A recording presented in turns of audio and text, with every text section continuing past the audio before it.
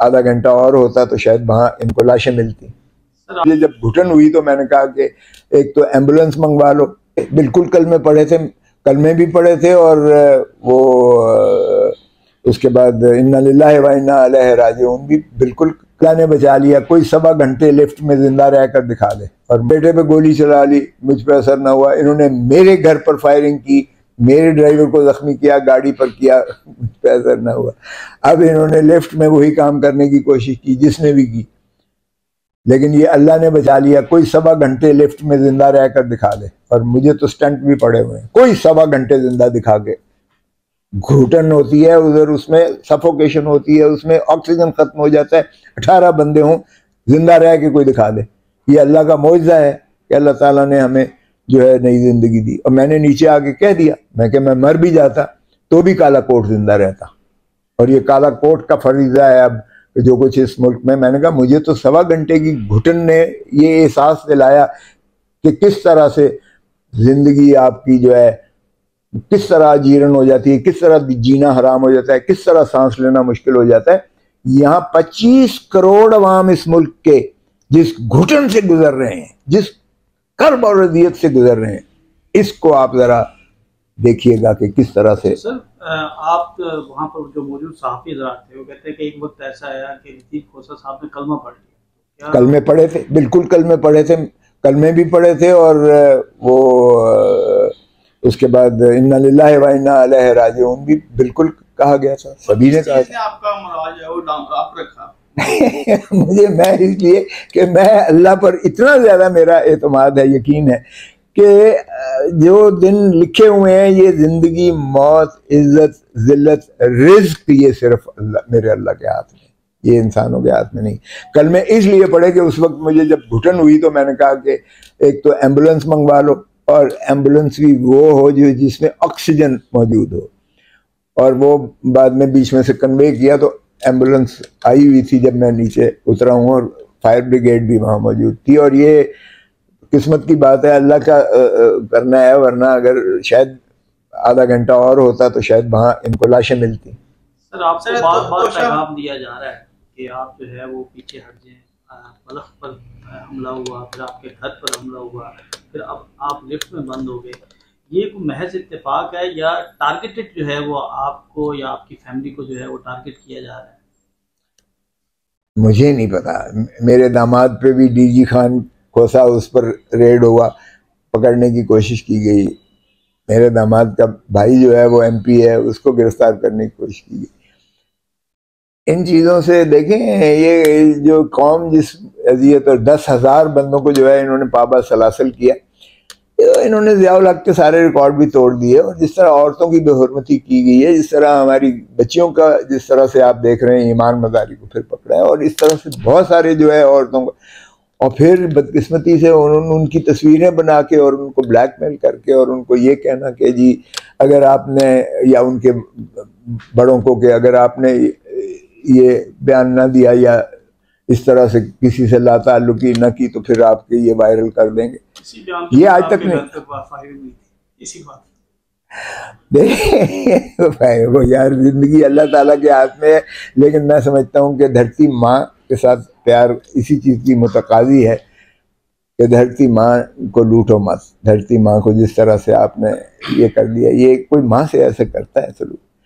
भाई जमहूर को आप जो है जब तक इज्जत नहीं दोगे, जब तक जमहूर को हक उनके वोट का नहीं दोगे, जब तक बर वक्त आप इलेक्शंस नहीं करवाओगे, जब तक ये ऐवान असेंबलियाँ जो हैं, जब तक इसमें नुमाइंदा अवामी नुमाइंदे नहीं आएंगे और वहाँ से मुतरशी हुकूमतें नहीं होंगी और हक के हुक्मरानी नहीं देंगे, तो फिर रियासत का वजूद ही खत्म हो जाता है। सर तोशा खान केस की बात कर लेते हैं। आप चीफ जस्टिस को कह के आए हैं कि मैं अब दोबारा आपकी अदालत में नहीं आऊँगा, तो पीर को इस केस की दोबारा समाअत है और अदालती फैसले में शायद अदालत ने एक नया मशवरा भी दे डाला कि आप नया वकील कर लें इलेक्शन कमीशन को। तो अब नया वकील आएगा तो क्या दलाइल फिर से दोबारा से सब कुछ रिपीट होगा? लेकिन पहला तो मेरा एतराज़ ये था, अगरचे मैंने उसको इजाज़त दी, मैंने कहा चलें अमजद परवेज़ करता है तो कर ले। इलेक्शन कमीशन यानी ये जो डिस्ट्रिक्ट इलेक्शन कमिश्नर जो मुदई है, क्या ये उसका ज़ाती कोई मुकदमा था? क्या उसकी मेरी कोई दुश्मनियाँ थी? क्या उसकी कोई माल मैंने चोरी की थी कि वो, ये तो डिक्लेरेशन का एक मसला था कि उस डिक्लेरेशन में जो एक MNA देता है उसमें कोई चीज जो है कमी बेशी है, इतना ही था। और मुझे सजा क्या मिल रही है? 3 साल, हालांकि मैक्सिमम सजा 3 साल है, हद सजा उसमें 3 साल है, और फाइन या जुर्माना, या जुर्माना, ये नहीं है एंड फाइन। 3 साल मैक्सिमम दी, और जिसमें वो है कि भाई या जुर्माना करे, तो उसमें भी जुर्माने में मैक्सिमम 1 लाख रुपया किया, क्योंकि हद ही उसमें 1 लाख है। तो हुक्म इसको ये था कि फुल डोज आपने सजा देनी है, और वो उसने फुल डोज सजा दी, और उसके इनाम में उसे उसी शाम लंदन भिजवा दिया गया एक कोर्स पर, किसी और एडिशनल सेशन जज का नाम हटाकर डिलीट करके नोटिफिकेशन के जरिए उस शख्स को भेज दिया गया। लंदन में वो क्या वसूली करने गया था, क्या करने गया था, ये मुझे नहीं पता। अब उसे OSD बना दिया गया है, जब सुप्रीम कोर्ट ने भी कहा कि ये मिस ट्रायल है, और सुप्रीम कोर्ट ने क्या क्या क्या उजलत थी, क्या जल्दी थी। खुद इस्लामाबाद हाई कोर्ट के चीफ जस्टिस ने कहा कि जो गलती ट्रायल कोर्ट ने की है वही गलती हम नहीं करेंगे। मैंने कहा जी ये गलती कहते हैं? उसने वो गलती करके मुझे 3 साल के लिए जेल भेज दिया। आप जिस गलती को कह रहे हैं, आप दूसरी गलती करने जा रहे हैं कि आप मुझे 3 दिन के लिए और मुझे जेल में रख रहे हैं, ये दूसरी गलती आप कर रहे हैं। उसने तो जो गलती की मुझे जेल भेजा, आप भी गलती कर रहे हैं मुझे 3 दिन रखने के लिए, क्योंकि कल मैंने बहस की थी, कल इन्होंने 2 घंटे की, मैंने 1 घंटे की, और आज आपने सिर्फ रखा था कि 15 मिनट चलें इनको सुन लेते हैं, और आज ये आमदन कसदन बीमार हो गए। सो आपने अब जो करना है करें, क्योंकि आप अल्लाह को जवाब दें। आज की तारीख का कोई जवाब नहीं बनता है। और फिर 426 ज़ाब्ता फौजदारी, जिसके तहत हमने ये दरख्वास्त दी थी सस्पेंशन ऑफ सेंटेंस की, इसमें नोटिस की जरूरत ही नहीं होती मुद्दई में। 497 में जरूर है कि नोटिस के बगैर जो है आप बेल नहीं ले सकते, 426 में कोई ऐसी बंदिश और कदर नहीं है। तो इसलिए इसमें जो है आप मेहरबानी करें, आज इसको सस्पेंड करें और तारीख मत दें। तो उन्होंने मंडे की तारीख दी। मैंने कहा जी अब जो करना है आप कर लें, क्योंकि मैंने जो बहस करना थी कर ली, आप अल्लाह को जवाब दें, और अल्लाह ने आपको ये तफवीज़ की है इंसाफ करने का, ये सौंपा है फरीज़ा।